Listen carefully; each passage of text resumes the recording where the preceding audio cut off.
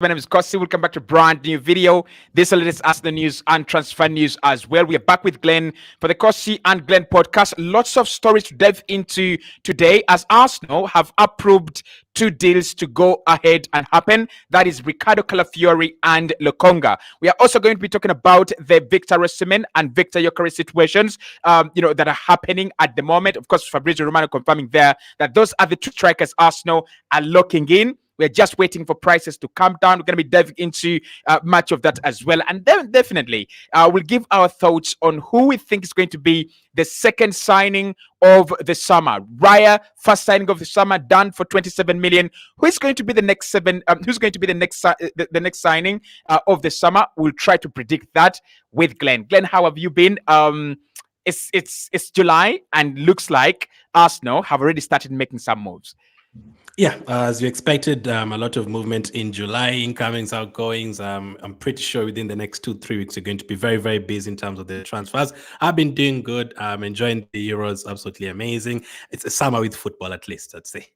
Yeah, absolutely. And I've said before, I don't think we have missed football. We do miss club football, but in terms of football, generally, the Euros have absolutely been entertaining and they've taken good care of us. Now, in terms of the Euros taking good care of us, they've given us a very big superstar on our hands, and that is Ricardo Calafiori. Big clubs are very, very much interested in Calafiori. And of course, today we had the confirmation from Bologna that they cannot stand off interest. They cannot really, withstand the interest that is coming out from abroad, but also inside, Italy. They are going to be selling, and they want to be as realistic as possible. It's going to be a very interesting deal because Fabrizio says that it will be a bit expensive because FC Basel will have to take 50% of whatever Bologna get on Ricardo Calafiori. But the interesting part here is that I've seen Fabrizio saying that the Arsenal board, Mikel Arteta and Edu have all now given the green light for this deal to go ahead, although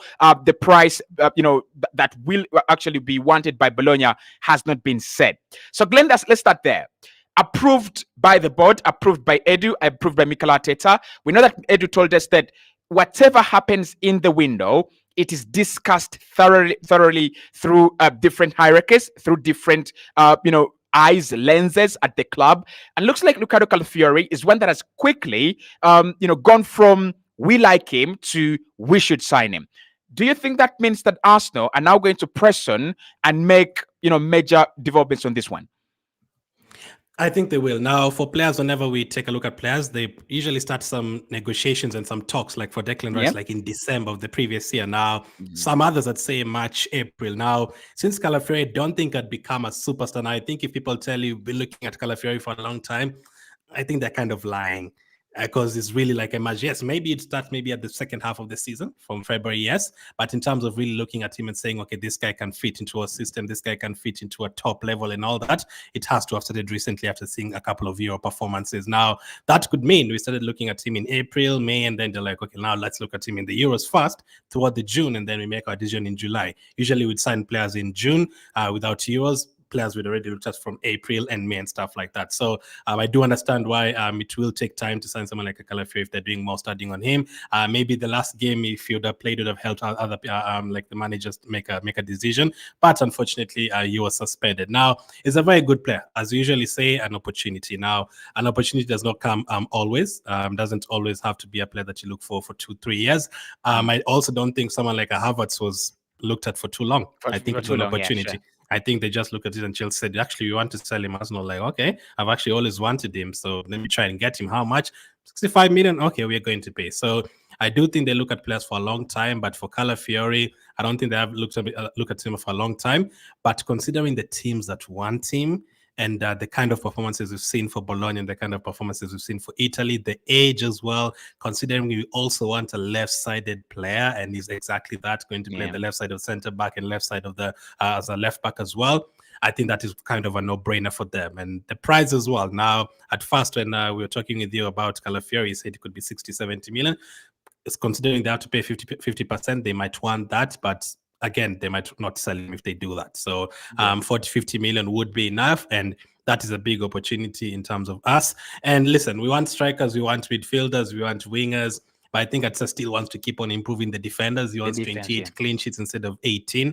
So I can't believe it. I would not be surprised if our first signing as a defender needs Calafiori. I'd not be surprised at all. And for Calafiori, you have to move very quickly. I think if you just say, okay, let's try and sign a striker winger fast and then come back for him 3 weeks later, he'll have gone. He'll have gone already. Maybe even Bologna will decide to just sell to Juventus. I don't think you can really wait on him. I think you have to move very quickly for him. Yeah. Now, I think there are three phases that are very interesting here. Fabrizio today in the morning reported that Arsenal had made contact with the players' side, not with Bologna yet. So there are no negotiations with Bologna. And Bologna as well have not set the price, because we are told that Bologna would set the price this week. So we're still waiting for that. We want 60 million. We want 70 million, article from Bologna. But as it comes, I think the first phase is Arsenal agreeing unanimously that this is the player. That the Arsenal, first and foremost, they agreed that they need a left back, which all of us said we don't think we need a left back. We don't think Arsenal need a left back. And internally, everyone on board, everyone around Mikel Arteta and Edu, they agreed that Arsenal needed a left back. Now we have identified Calafiori, and Bologna are saying if they are going to sell, if he's going to leave, it's not going to go to Juventus. He's not going to go to Juventus. Santori says they don't want to sell to him. They have a bad relationship with him. Juve did take, Thiago Motta, and that kind of ruined the party between them. It burned a few bridges. Him not going to Juventus, and again, Santori coming out to say that we don't think we're going to keep him. We don't think we can keep him. There is a lot of interest, and we want to be realistic, so we will sell and replace him. Does that put Arsenal now as priorities, as favorites, really, in terms of this deal? Because there is Chelsea, there is Liverpool as well, and Man United are also looking for centre backs. Although I think they're looking at Matthias de Ligt now and Jared Branthwaite. Now, Man United, we can put them out of that list. I think we still have enough players on that side as well, like Vadil and Ake and all of those guys. So it'd say Arsenal, Chelsea, Liverpool, but also Chelsea. Chilwell, Cucurella, Colwill, all can play on that side as well. Problems, they're looking to sign another defender. And so it's basically leaving us with Liverpool. Now, Liverpool have always been, talking about maybe finally replacing Robertson. Maybe it's coming to the end. Maybe they can replace him. So it's up to those two teams. It depends on, now when it comes to Arsenal versus another team, for a player, these days I usually trust Arsenal very much. Like, as long as we can convince Rice to join Arsenal ahead of Man City and convince Havertz and ahead of Bayern Munich, I know that Edwin, in terms of convincing a player, I don't know who does it most. It probably is Arteta in terms of convincing Mikel with those phone calls. I think it's Mikel with those phone calls. Yeah, because I had Havertz saying sometime, like, I got a call from Arteta and I didn't even think twice. I'm like, what the hell did they tell him? Like, 1 minute and you're already convinced that you're going to join the team. Yes, so that definitely helps. So I think we would be favorites in terms of that.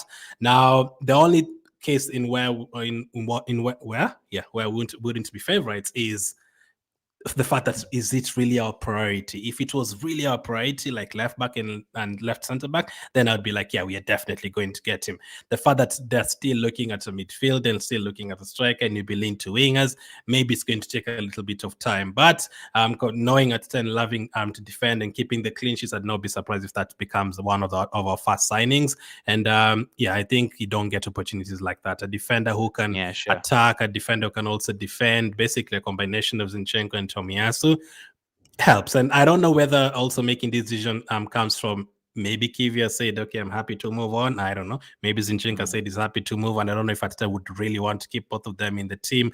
I'd love to keep all of them and add Calafiori. That would be great. But I think, yes, we would be favorites if Juventus are not there. If Juventus were there, I would say Juventus are favorites, and any other Italian team, really. And maybe even if someone like a Man City was there, I'd be like, okay, they might get him.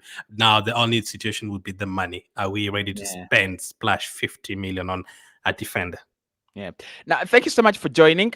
We are talking Arsenal have approved 2 deals to go ahead and get through. We have approved the Calafiori deal. That doesn't mean that it happens. That means that Arsenal will go in with the bid that they think is enough for Ricardo Calafiori. And if it's enough for Bologna, then we'll get the player. So Arsenal and the board are 100% backing Mikel Arteta to get Ricardo Calafiori. But the other deal we're going to talk about that has also been approved is Albert Sambi Lokonga to Sevilla. That has been approved. It's in its advanced stages. We are talking discussions between the two clubs on an obligation clause. If that gets agreed today or tomorrow, the player will 100% be leaving Arsenal. Glenn, Calafiori at the moment is in between a supernatural talent like we saw William Saliba at Saint Etienne many years ago, and a player who could be one of the best in the game right now. And I think Fabrizio says, in terms of a left-footed centre back, he's the best in the game right now. And so many Italian pundits have been comparing him to William Saliba.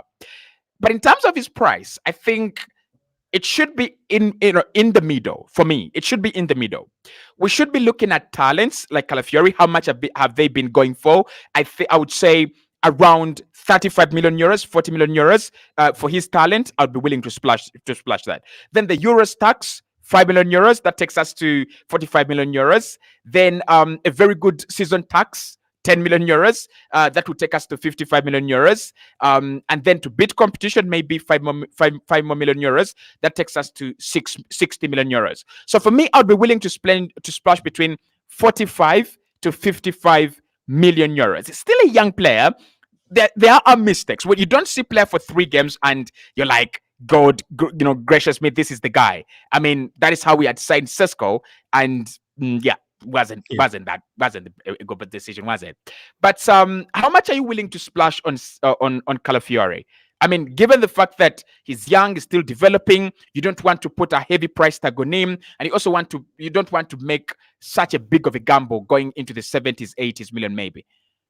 I'd say 50 million euros, which is around 42 million pounds around yeah. that. Now, listen, in terms of why I'm going that high, or some would say right in the middle, let's say, is he's had a very good season. It's not easy to put up those numbers that he's put up as a defender. It's not easy to get defenders like that. You either get a defender who's very good at defending or a defender who's very good at going forward, but getting someone who's good at both, it's not easy. Look at players like Trent, very good going forward, but Liverpool fans always complaining about their defenders, about his defending. You look at someone like a James, good going forward, defending, not really the best. And then you look at others like Tomiyasu and Wan-Bissaka, tackling and all that, but going forward, they're not really the best. So it's very hard to get a combination. So his performances for Bologna, leading them to Champions League football, a team that I don't remember when Bologna was in the Champions League last, I think it was a key aspect in that as well. And him going to Italy and putting up those performances, and the game that he missed is the game that they lost, that adds to his, adds to his name and adds to his CV a whole lot more. So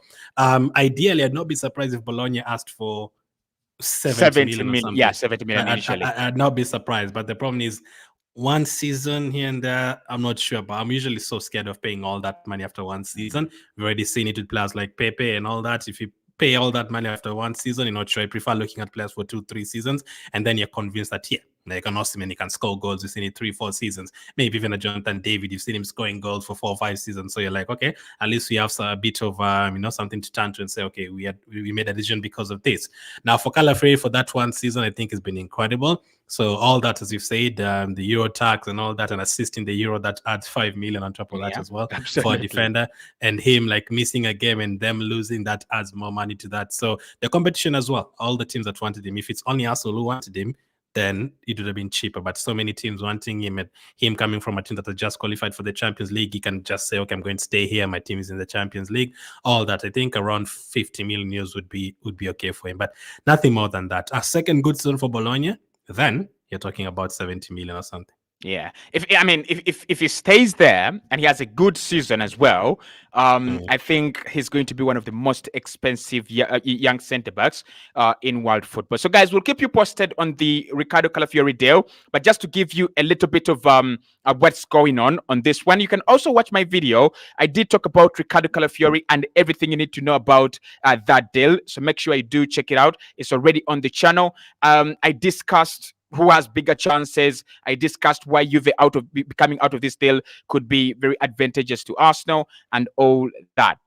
Now, Glenn, today Arsenal are in advanced talks with Sevilla to offload Albert Sambi Lokonga. Arsenal are discussing with Sevilla on a potential release clause. That means that Arsenal do not want to give him away and then let him come back. They don't want to insert an option to buy. They want to, to insert an obligation to buy, which for me is actually something that we should have done on a couple of deals, a couple of years ago. This is the right direction. So let's start off with Albert Sambi Lokonga.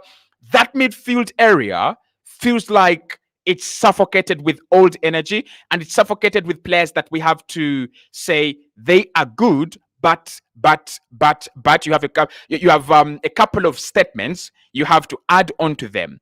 Lokonga, he is good, but they didn't really work out at Arsenal. Maybe he's not a number 6. Partey, he is very good, but he's always injured. If he was never injured, he would be one of the best in his region, in this position. Jorginho, he's really good, but not very good in out of possession, and he's old and but. So, how many do we how many do we should we offload in that area? And Albert Sambi Lokonga, is he the right one to leave, whilst the likes of sign a new deal, while the likes of Partey stay at the moment? Yeah, it's in terms of being right. I think it is right. The time we signed Lokonga, our objectives were very different. The time that's why I can't really blame. We thought he was the new Yaya Toure. I mean, Edu, and I can't really blame him for signing at that time. I can't blame Lokonga for coming at that time. I mean, I think he had captained Anderlecht or something at that time. He had, or he was appearing for Belgium at that time, at that age, and I was like, okay, good signing. But at that time, our objective were really get into the top 5, get into the top 4, try and finish ahead of Tottenham and ahead of Chelsea. And listen, first season came in, I think did okay. Tavares as well, we could see some mistakes, but at that time, maybe, you can afford to lose 8-9 games in a season, it'd still be okay. But we've changed very quickly from those 2-3 years ago, man. Very quickly. I think you're signed in the last Euros, like 3 years later, things have changed, man. Now we are trying to compete with Man City, and we are trying to win the league. And you're not trying to win the league with 84 points, 83 points. You're trying to hit 95 points. So even in terms of pressure, that would be too much to ask Lokonga to do. Like, okay, hold our midfield for the whole season as we try to win the Champions League and get 95 points in the league. That would be hard for him. And at the time we signed Lokonga and Tavares, I was like, listen, these are young players. I'm okay with signing them. Less than 20 million, both of them. In the future, they'll be between 324. You can sell them, and teams will be able to buy them. The problem is signing players like Willian and Luiz. You're not going to sell them after you buy them because they're already like 60 years of age. You're not going to sell them. But the players like Lokonga and Tavares, you can always sell them. Now it has come to that time. I think it's definitely the right player to move on. I think we've already seen enough from Partey. You already know what he's going to do. So he's way ahead of Lokonga in terms of that. And in terms of Jorginho as well, winning mentality, and he's won things before. You want those two players in your team, like ahead of Lokonga in a title winning charge. So I think it's the right decision. Now, or is there a question? I was asking if you're, if you look at them, is Lokonga the right decision to offload him? And then secondly, when you think about that obligation to buy, how much? I think that's the biggest one now. How much do you go for in terms of they take him for a long deal, a season long deal, but how much do they pay at the end of that long deal? Because we have seen, I think a few clubs will want to rip Arsenal off in this one. They'll try to go. And make sure they use the player on a season long deal, and then eventually pay us, just a couple of pennies as Glenn comes back. Lokonga going to Sevilla on a loan deal is 100%, in my opinion, the right decision. What I want is Arsenal to insert that obligation to buy. It should be an obligation to buy, and that's what Arsenal have been, talking about right from their first meeting with Sevilla until now. If you want to take him, it should be an obligation to buy. It is not going to be an option to buy. Now, for me, guys, Lokonga is not the worst player we have ever had. And I know many people were actually desperate to offload him. I don't think he's the worst player we have had at Arsenal. I don't think he's the worst midfielder. Him and El Neni 100% had to go for Arsenal to go and bring in a new number 6. And I think eventually, again, we might see another offload in that area. We might see, I don't want to say it, but I'm going to say it for the last time, maybe, or maybe not for the last time. We might see Thomas Partey leaving, or we might see another player in midfield leaving, because we are being told that Arsenal are big on a number 6, and they are serious, and they are sure they're going to sign a number 6.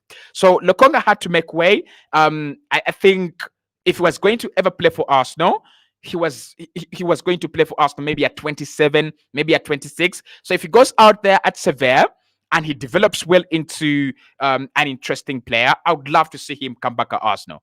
I would love to see him, come back to the Premier League. But at the moment, I think his development has been slowly behind what Arsenal need. So we could keep Partey, we could keep Jorginho, Lokonga leaves, El Neni leaves, and then we bring in a new player in that area.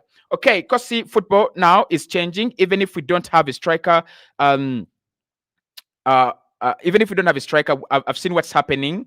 Have you seen what's happening and ongoing at the Euro top scorer, not more at the Euros? Listen, tournament football. Listen, tournament football is not the same way as league football.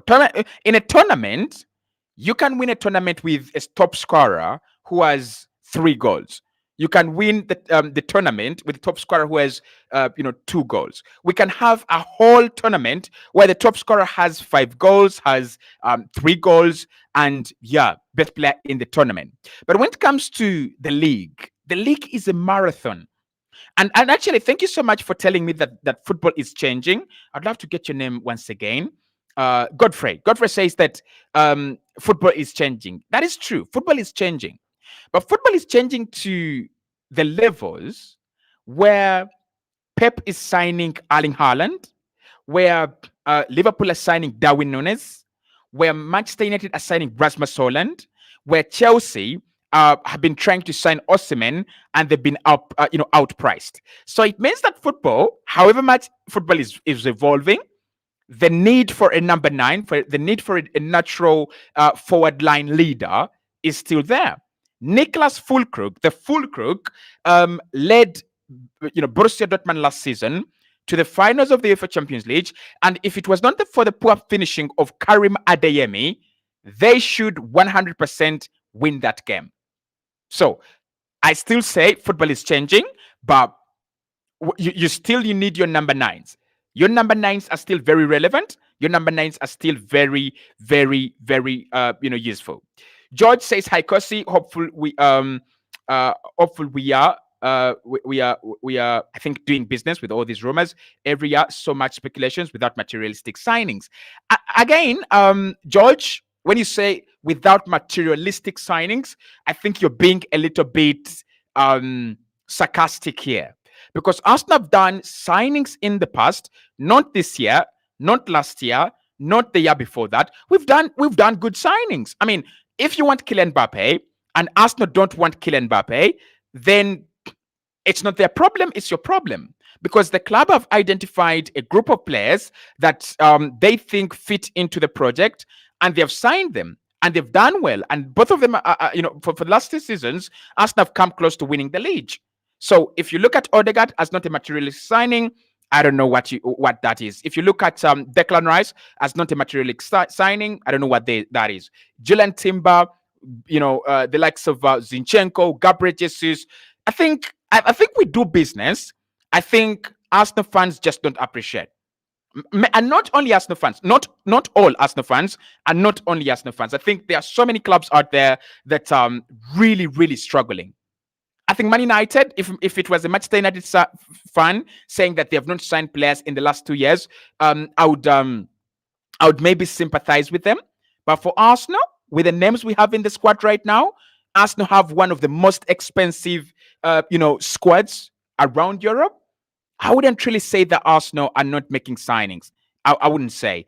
Innocent says, "How much do you think our budget is?" I think we'll go back and spend 200 million. I think 200 million this summer is rightly spent, and we have that.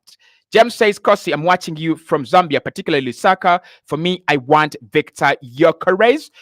Glenn has gone off. Wanted to get his opinions on the Victor Gyokeres versus Osimhen situation, but if he comes back, we might actually talk about it. Robin says, "A striker is necessary, but we still have other areas to reinforce, especially the right wing, defensive midfield, and someone who can cover both at left back and left center back."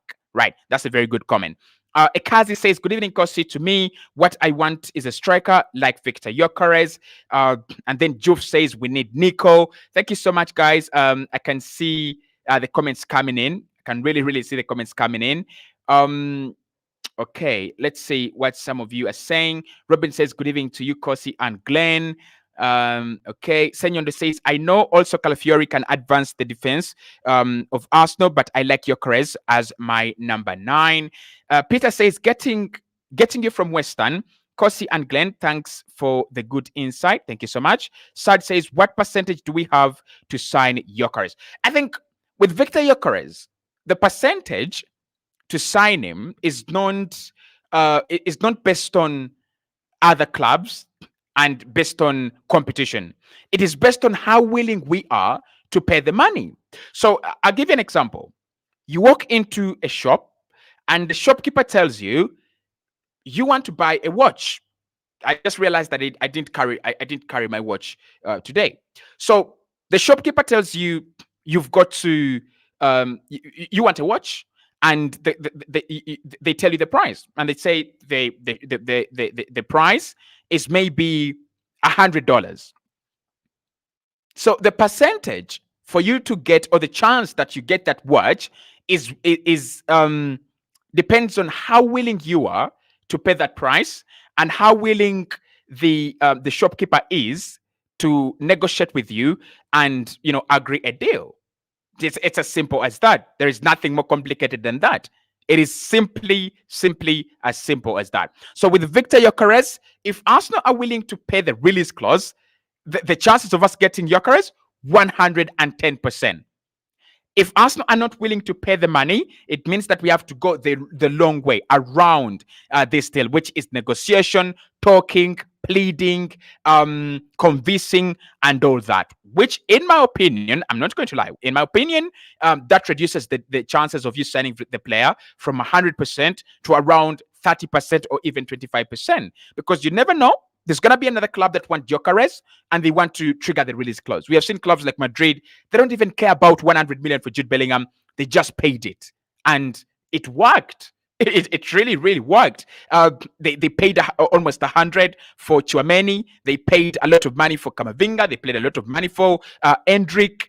And all these players are actually working for them. So the percentage that Arsenal get Victor Gyokeres depends on how willing the club is to splash the cash on the player, right? Big up to you guys in the comments. Thank you so much. I really do appreciate the love and support. Olenga says Williams, Gyokeres, and Kimmich are enough for Arsenal if they're willing to bring back Kieran Tierney. Guys, this Kieran Tierney agenda, it pisses me off. It pisses me off. Absolutely pisses me off. Like, and I'm not saying, look, Tierney is a bad player. I'm saying there are times when you have to agree and you've got to accept that clubs move over certain players. And I think Arsenal have 100% moved over Kieran Tierney. We've got to agree to that. We've got to 100% agree to that. Guys, good evening. Love your show. Calafiori is a defensive midfielder, says is a good defensive player, says Abubakar. And it says, how are you, Kosi and Glenn? I like guys updating us on the transfers. Always, Godfrey says, Kosi, good evening. Watching from Zambia. Nico Williams, it would be a very good signing. Okay. Glenn is back. I am really sorry to you and the people in the chat. Some things we don't have control over. Absolutely. So Glenn, we were talking Lokonga, and I think the last one for me, I would say if Sevilla are willing to pay 12 to 15 million, then 100% we can give them the player. Yeah, I'm convinced as well. 12, 15. I'm even kind of saying 10 million. Yeah, what do we do? He has 2 years remaining on his contract. The only you did say something about the obligation. You've always been saying it. You wanted to have an obligation to buy and all that.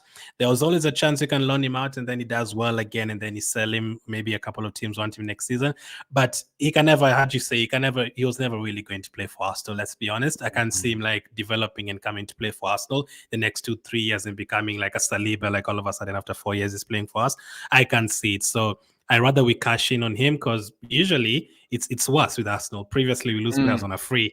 So you rather get that 10 million, you can use that one to even pay for a backup goalkeeper, So you rather get that money instead of getting zero. So yes, I'd prefer 12, I'd prefer 15. Some people are even arguing 20. Why are we not getting 20 for players like this? I don't know. I still think that is something that we need to really investigate, like why I've been not able to sell players the last 20 years for good money. But for Lokonga, I don't think anyone is going to pay 30 million for him. Let's be honest. And it's not easy to get teams. I know you did say teams will come in for him, but I'm not sure how many will be able to pay that money. So that money, 10 million, 12 million, I'm happy to take it as long as it's an obligation. I don't think he has a future at Arsenal. Yeah. So I don't want to drag this on with Albert Sambi Lokonga. I think it is the right decision. Don't give them an option to buy. Give them an obligation and then give them the player for a whole year. They'll play him because they know eventually they have to get value out of him. Now, Victor Gyokeres. The last 100 comments on this channel about Victor Gyokeres. They love him. They understand he is their striker and all that. And I'm going to give you a positive update from Fabrizio, and then we get into a very heated argument here. Fabrizio says that Arsenal have decided to stay on the side for Victor Gyokeres until the price comes down. So he literally says that Arsenal are looking at Gyokeres, and if the price comes down, it means Arsenal will advance on this deal. But at the moment, they're still looking at 100 million euros Sporting, and that's why the deal is not, advancing. Someone asked me in the comment box below, why are Arsenal not signing him yet? What is the percentage? What are the chances that we sign him? And I said, it will depend on how willing we are to meet the expectations of Lisbon in terms of the price. So I think there are two names here, Osimhen, Gyokeres. Do you think that in the next 21 days, maybe 30 days, those are the two names that Arsenal are going to lock on 100% and try to get one of them? I think you're going to lock on one of them. I think you're going to get at least one of them this year. To predict which one is very hard. You did say you're waiting for the one that will drop in price first. Price, yeah. I think there's also the situation where we don't know about the PSR things, and we were actually waiting for July to actually make deals happen, because right away we got into July and Roya was signed. I think we could see that. Now, I want Gyokeres first, but I'm at a point where I'm like, listen, Gyokeres or Osimhen, whichever is going to score goal, just bring any of them. I'm happy with any of them. We've never really signed strikers of that caliber. I'm happy with them. Now, all of them are like 100 million plus, so no team really want to pay that money. There's a reason why Liverpool haven't signed those players yet, Chelsea haven't signed those players yet, Arsenal haven't signed those players yet, Man City haven't yet, PSG haven't yet, because that money is a lot, and people are going through a lot of PSR situations in terms of money, not getting into trouble. You have to be very careful how you use your money. Now, I think those teams will get desperate, especially Napoli. I think they could get desperate. For Sporting, I'm not 100% sure they'll get desperate because they have other players to sell. Diomande, Inacio, and Goncalves. I think they could sell. Edwards as well. Yeah, they have a lot of players to sell in that team, so they don't really have to sell Gyokeres unless they go with the situation where you said that they don't expect another 58 goal contributions next season. But again, if he goes and has another 40 or 50 next season for them, they could easily say 150 million. It's pretty hard. It's very hard to replicate that, come anywhere closer. But there's also a risk for them. If next season he comes and he has 5 goals the whole season, then the 100 million they could have gotten drops to something like 30, 40. So they wouldn't really want to risk that. For a team like Sporting, Benfica, Porto, those teams love getting money quickly, especially Benfica. They sell their players very quickly. So that could help us. But we also have to be patient on our side. We can't just say, let's get Osimhen today, let's pay 100 million. There's a reason why there's no team that has paid that 100 million. There's a lot of factors. But if Napoli drop their price or Sporting drop their price, I think we are able to get that money. Now, do I think any of them is worth that money in paying those wages and all that? I think I would say 80 million, 85 million for both of them, around that. Osimhen 120 million is a lot of money. I'd only pay that kind of money for a player like Declan Rice, who's always going to play 38 games out of 38 without any injuries, without any discipline issue at all. Now, you can argue injuries can happen to anyone. I know that. Could any of those players bring us the title? I think so. I think if you bring any of those players in the team, they add goals and you're going to definitely win the titles. I still prefer Gyokeres. That would be my first option, but we have to be patient. I think we are going to get one of them, and we really like usually get the players in July and June. So I'm hoping this month we get the deal done for one of them. I don't know what the situation will be in terms of upfront money and in terms of installments. As long as we get one of them and here we go for one of them, I'll be happy. Yeah. So I think the big discussion is going to be between the two of them. It's the price.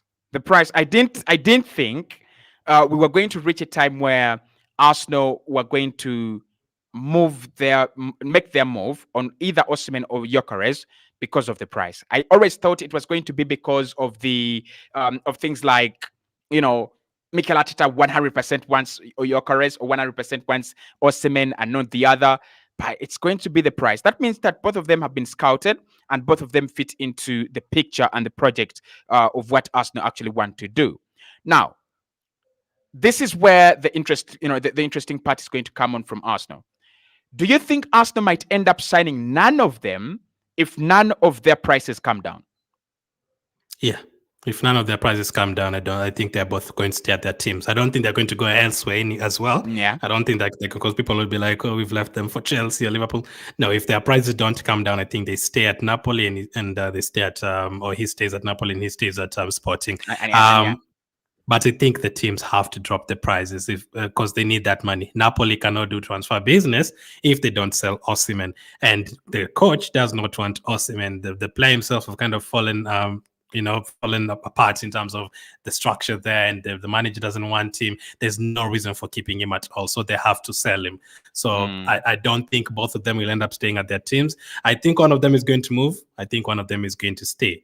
But is there a chance for both of them staying? Yes, if they don't drop the price. But if they don't drop their price, we are not going to get any of them. But no other team will get any of them. They're just going to stick there. So I think you're going to have that answer in the next couple of weeks. I think it's going to be very quick because we can't just sit here and wait until the end of July. We're just waiting for those two players. So I think it's going to be very, very quick movement. Now, listen, you don't have to sign players in June or the beginning of July. We don't have to hear anything, actually. As long as if it reaches tomorrow and here we go for a player, absolutely fine. We don't have to hear all the process and all that. We don't get all the information and everything as fans, and the media doesn't get every single information. Only the people inside the Arsenal camp know what is going on. So for me, I'm going to continue staying patient. At the moment, I'm going to try and get a midfielder because that is my priority. But strike as well, very, very important this summer. Let's wait and see. But yes, there's a chance both of them might not leave their teams. Okay. Now, I mean, in terms of Arsenal knowing internally what's happening, there is even a story that is growing stronger and stronger. It started off as a TikTok joke, and now it's growing stronger that Arsenal are about to sign a German international after the Euros. But that's a story we'll explore tomorrow, obviously, on the Glenn Cartley Everything Arsenal podcast. So make sure you do check it out. It comes out midday. We'll be trying to discuss who is the mystery done deal that Arsenal have done in Germany. And I mean, basically, we are linked with a couple of players in Germany. You just can't tell who is who. But in terms of Victor Gyokeres and Osimhen, which price do you see dropping fast? Because for me, I've said this, it's ridiculous, but I've said it. Osimhen, the price should come down to 80 million euros or 90 million euros maximum. Victor Gyokeres, his price tag is 100 million euros. I think it should come down to 80 million euros maximum. I should be hearing the Arsenal have agreed a deal for 65 million for Gyokeres. That is fair. Honestly, that is fair. Okay, maybe 75 million pounds for Gyokeres. Oh, sorry, 70 million pounds for Gyokeres. But 80 million pounds, 90 million pounds, that's ridiculous. That's too much. Osimhen, however much I respect Napoli and I respect him, and is my, one of my brothers, I want to say with Osimhen, he is a 75 million pound signing. For me, I think that allows them a 10 million profit or 15 million profit around there in terms of pounds. If they want to get more money, maybe 80 million, right? Just to put him in that top category, top tier, 80 million. So I think both of them will come down, but who comes down first? Do you see Osimhen, since Napoli are saying we have to sell, he has to leave, we have to use the money to buy? And like we've said, Sporting can sell everyone in the team, including their manager, and still keep Victor Gyokeres. Yeah, it has to be Napoli because the manager has already told us the players were important in his team, and Osimhen is the one that is not important in their team, according to Antonio Conte. Now, there's a lot of reasons for that. As we said, the first one is that Sporting have other players to sell. Napoli don't really have too many players to sell for that. And Sure. yes, they might have a few players to sell, but for that price in terms of getting their transfers done, I think Napoli, Sporting have more players to sell. Number two, already in July, and Napoli are getting a bit desperate now because believe me, if say it's 70 million, I do agree 75 million around there. If Osimhen was 75 million, there would have been like 15 teams that would have wanted him by now. I don't think you can have like hearing that no one. Can you guys imagine? There's no one who wants Osimhen right now apart from Arsenal. That is Yeah. unbelievable. It's not because he's not a good player. No, it has to be because of the money. And the money, if it was dropped down to like by 30 million or something, you'd hear PSG want him, you'd hear Bayern Munich, you'd hear teams in Italy like Juventus wanting him. They like signing players from other teams there. You'd hear a lot of that. You'd even hear an Atletico Madrid want him or someone like that. Yeah. But just Arsenal, that is unbelievable. So I think they get desperate quickly. And also Antonio Conte is not a coach to joke around. He'll just be like, I'm back Yeah. from my holidays and he's not gone yet. Like, sell him quickly. I want to get Lukaku very, very quickly. So he'll need to get signings. And Conte loves signing defenders for a back five. He loves, buying Lukaku. So he'll need like 3-4 transfers. So they really need to get rid of him quickly. So I think his price will drop quicker. By how much? It's what is going to be a problem. They could drop it from here. That is the question I wanted to ask you.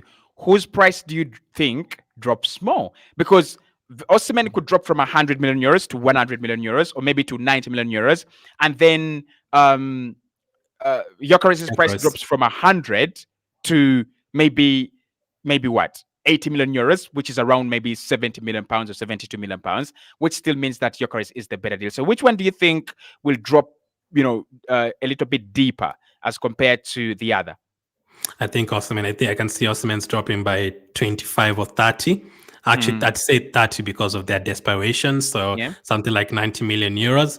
For Gyokeres, I can see them really staying put and maybe dropping it down by 10 million or something. I don't see them, the manager staying. If the manager had left Sporting, I would have said that you maybe would have wanted to leave or something like that. But the fact that the manager stayed on, I don't think that's desperate to sell him at all. I don't think they're desperate to sell him unless you offer them that 100 million euros. So I'd say Osimhen drops farthest by far compared to Gyokeres, and that because of desperation. That is because they need to get their business done earlier. That's because their manager doesn't want him, and I feel like Osimhen wants to leave Napoli more than Gyokeres wants to leave Sporting. That also helps. So it will depend on who we want. Will Atsene do be like, okay, the one who draws first, we're going to go for that one, or they're going just to stick with someone like a Gyokeres if that is who they really wanted. But to answer your question, I think Gyokeres will not drop anytime soon, and if he drops, it's going to be like in August. But for Osimhen, I'm expecting it in this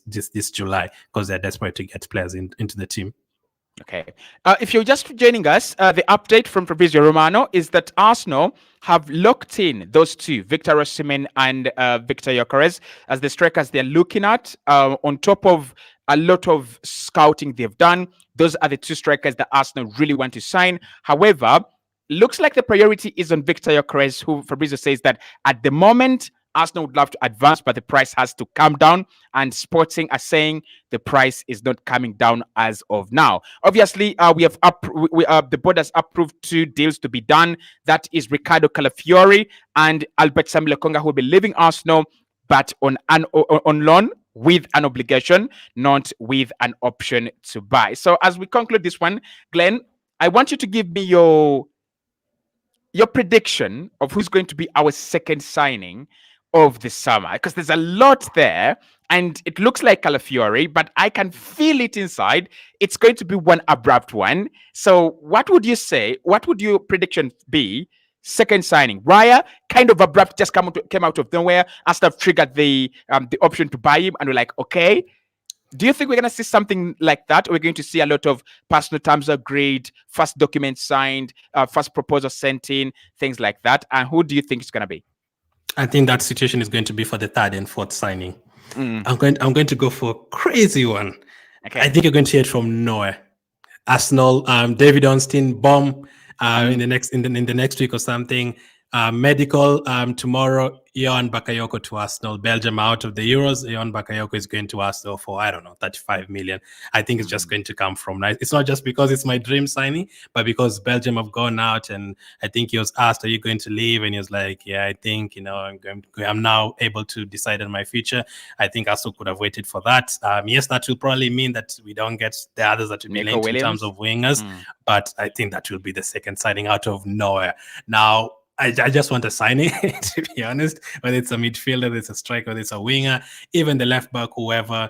But I think the ones for Calafiori, it's not going to be as easy as that. So I've gone for the one that would be easier to do. I don't think the others would be easy. So I'm going to say Bakayoko will be our second signing. Johan Bakayoko. Now, I also think that we are going to get kind of a bomber from, Fabrizio or David Ornstein, and it's not going to be one of those where Arsenal have bids rejected with that. I think it's one where Arsenal will get where a deal is like in advanced negotiations. But I'm going to go with, I would say, quite an obvious one. I'm not going to go with a difficult one. I'm going to go with an obvious one.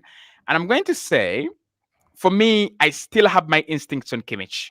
I really, really do have instincts because Kimmich doesn't have anyone to represent him. And the last time Florian Plattenberg came out and he said he's being helped by the club in terms of agents. He doesn't have an mediation. agent. He doesn't have an agent. Wow. So I think for me, I would say Kimmich. I would say Kimmich, and I would be very surprised if Arsenal let the Kimmich deal slide. I'll be very, very, very, very surprised. Lots of people in the chat tonight. Which transfer do you think Arsenal will first do? We've talked about that. Sunday says, I'm just starting watching. We've also done that. We've touched on that. Kame says, hi, COSSY and Glenn. Gyokeres is worth whatever the cost. Kindly, let's hurry and not be too late. Is he worth, Glenn? Is he worth anything? 100, 20, 200? No, the season that he had, I think I'd say 80 million the season that he had, because considering he got goals and also assists on top of that, 58 goal contributions, whichever country you're playing, it's not easy to do. And I don't think we're going to be too late. I think if we don't get him, he's going to stay there. Actually, this is a comment I wanted to ask Glenn a long time ago. I've done this on his channel, by the way. Make sure you do go and search for Glenn Kitely, Everything Arsenal, or you just search for Everything Arsenal on YouTube. You'll be able to get a daily podcast that comes out on a single daily basis right on that channel. Now, Opia says compare them. So I wanted you to compare them on this channel, and we have a chance a little bit. Just like within 30 seconds, just compare them for us. If you like, between Gyokeres and Osimhen, just for you, the picture you have of them, and who would be I think the suitable signing.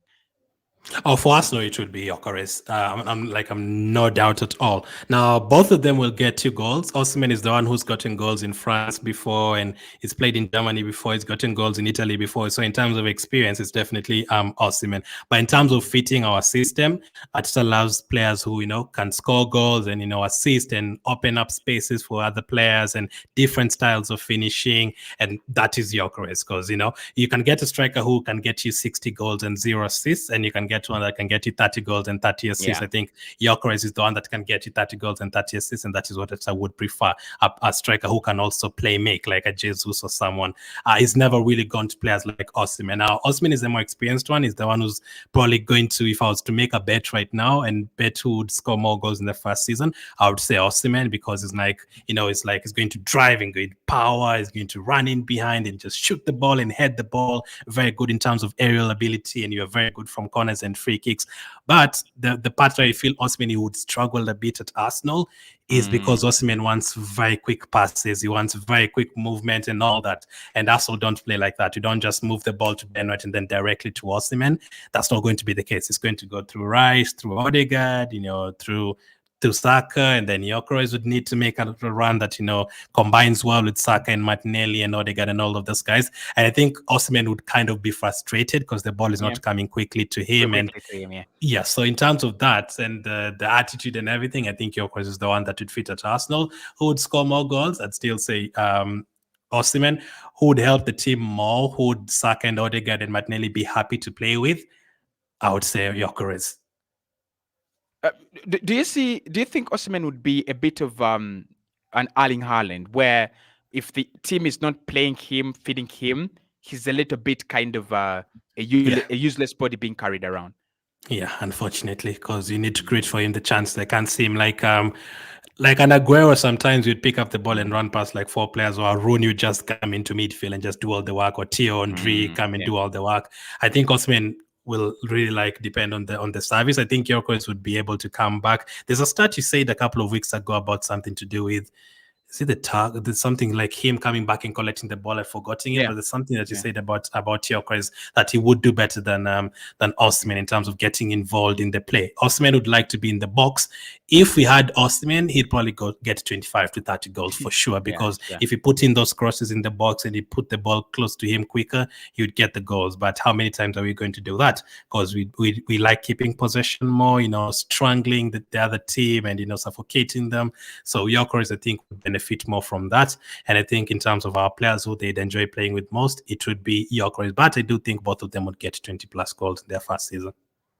Someone tells me that COSSY, I know you're not talking about Kai, but I say I don't like him as a number 9. It's a no to him. I think overly depending on him is a problem, but Yeah. using him as a 9 is not a problem, but overly depending on him. I said it in the morning that both Sheshko and Kai Havertz wouldn't be my number 9, my number 9s. I wouldn't use them as the guys that lead the line, and I'm sure they're going to get goals. But with Kai Havertz, if I don't have an option, I'll use him because I know there are so many parts of his game that have really developed, and we would benefit from them. Very, very many, especially in terms of pressing and winning the ball back.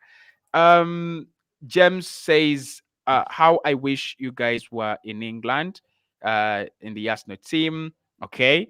Hussein says, but why Arsenal is a bit slow in transfer market this season than last season? I think we've explained that a lot of the time. It's because of PSR and FFP and the Euros as well. COSSY Ricardo Calafiori, we get him on a loan deal. Then Gyokeres and Kimmich. Just imagine. That would be amazing. You'd win every single title, but your team could go a bit bankrupt and you'd be deducted 20 points in April, so you wouldn't win the league anyway. So I would love any of them. Listen, I'd tell you guys, we're definitely going to get players. Last season, there was no Euros, there was no PSR problems in terms of teams getting deducted points. So this year, there is those stuff. There's Copa America going on, there's Euros going on, so it's a little bit difficult. And this time, the transfer window, I think, has opened later than what happened last year in terms of opening. We are only 2 weeks into the transfer window, so there's still a lot of time. The whole July is there, the whole of August is there. We still have a whole 2 months to get transfers done, and it doesn't take a whole month to do transfers. I know it feels that way for fans. But listen, Arsenal can just announce a player tomorrow and it's done. We can announce a player the following day and you've signed 2 players in 2 days. That can happen. We announced Timber and then we announced Declan Rice the next day. I think we announced both of them 2 days in a row just before we went to USA last year. So that can happen as well. But I'm sure they know that we are going to fight for the title again. We need to get players. And another thing that has given me confidence, because is now we are seeing movement of players moving out in terms of the likes of Lokonga. So we are definitely going to have to replace them. We've already lost Lokonga and El Neni in midfield. Cedric will kind of be replaced because he was part of the squad. So even if I'm predicting that you're going to get one single player here on a loan or something. You're going to sign like 3 players and then one on a loan or something. I don't know which is going to happen first, but I'd say 3 signings in July. Thank you so much for watching the COSSY Arsenal podcast. We come your way every single day. Content on this channel. I'm with Glenn. Glenn, Everything Arsenal on YouTube. Make sure you do watch him because I have a podcast with him that we dissect and we give a lot of time into the matters that happen around the club transfers, games, match analysis, and everything. Of course, tomorrow, like I said, there is an episode you don't want to miss. We'll be discovering who is that player that Arsenal are twerking with in Germany. For now, have a very good night.